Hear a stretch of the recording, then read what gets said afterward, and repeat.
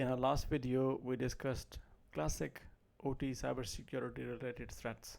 Today, we will discuss what are the mitigation attempts and what are the possibilities to go against those threats. First thing you could do is to enhance or tighten the policies. Let's take an example. Let's discuss password related policy. The most classic weakness is either not having a policy for the passwords at all or a weak policy. Having set up a good password policy can really go a long way. Similarly, it is best to set up alerts to effectively monitor wrong password attempts.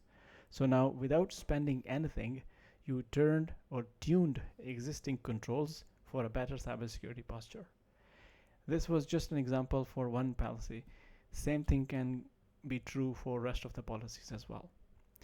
Let's move on to the next threat, which is the USB media risks. A USB media really can bring the entire thing down just like a house of cards. The first thing you would need to do is to either ensure that the use of USB media is extremely blocked or controlled.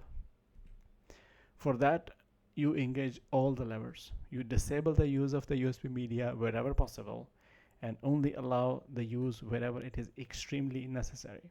Furthermore, you deploy a policy that every USB shall be scanned before use.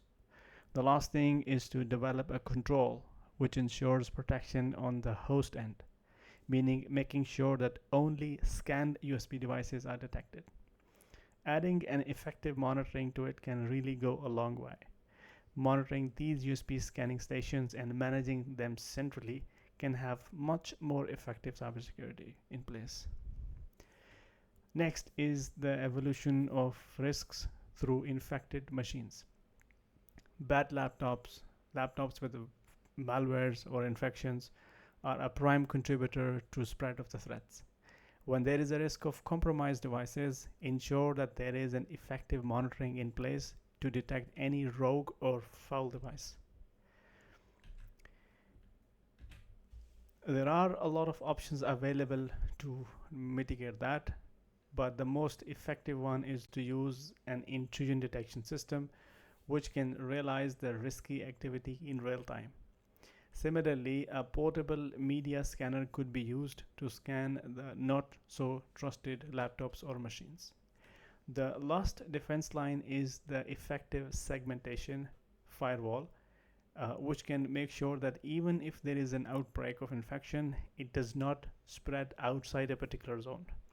So combined with a continuous detection on top of it could be an extremely effective defense. So we controlled the usage, we put segmentation in place to prevent any outbreak, we introduced the idea of portable scanning, and the last thing is we enhance the detection by monitoring of it centrally.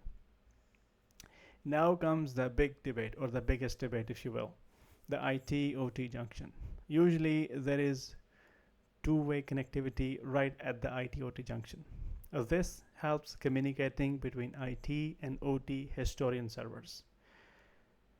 But at the same time, this opens avenues to compromises coming from IT towards the OT. Most of the mainstream historians are Windows-based, and we all know that the Windows does not have the best defense mechanism when it comes to cybersecurity threats. The ultimate solution is to enforce a one-way boundary between the OT and the IT, where we get the necessary information outbound, and at the same time we maintain a physical one-way isolation. This is by far the most effective control on a junction, because even if there is a compromise, it will only affect the servers in the IT zone and not the OT zone. These were some of the defense mechanisms which could protect critical infrastructure. This is not the complete list, but this is one of the top classic ones. Thank you.